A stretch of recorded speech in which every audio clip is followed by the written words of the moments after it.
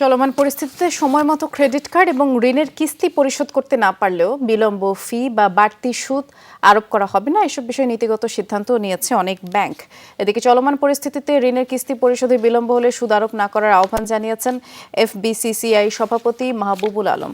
গেল কয়েকদিনের নির্বাহী আদেশে সাধারণ ছুটি ছিল, ব্যাংক বিমা আর্থিক প্রতিষ্ঠানে লেনদেন হয়নি এবং বৃহস্পতিবার রাত থেকে মঙ্গলবার পর্যন্ত ইন্টারনেট বন্ধ থাকায় অনলাইনের অ্যাপভিত্তিক লেনদেনও বন্ধ, যার ফলে অনেকে ক্রেডিট কার্ড আর ঋণের কিস্তি পরিশোধ করতে পারেননি।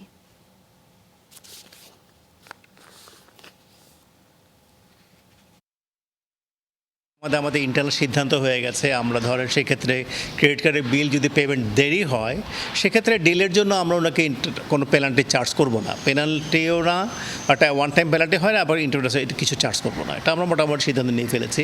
এবং এফডির ক্ষেত্রেও তাই করবো, যদি তার কোনো ধরেন এগুলো যে রিকারিং থাকে, ওই যে ডাবল ডিপোজিট, সেটুকু আমরা definitely will look into that, কারণ এখন তো একটা বাস্তবতা ডিফারেন্ট, এখানে আগের মতো কাউকে এগুলো চলবে না। এখন আমাদেরকেও বাস্তবতাকে মেনে নিয়ে কিন্তু যেটাতে আমাদের গ্রাহকদের সুবিধা হয় সেই ব্যাপারে আমাদের কাজটা করতে হবে।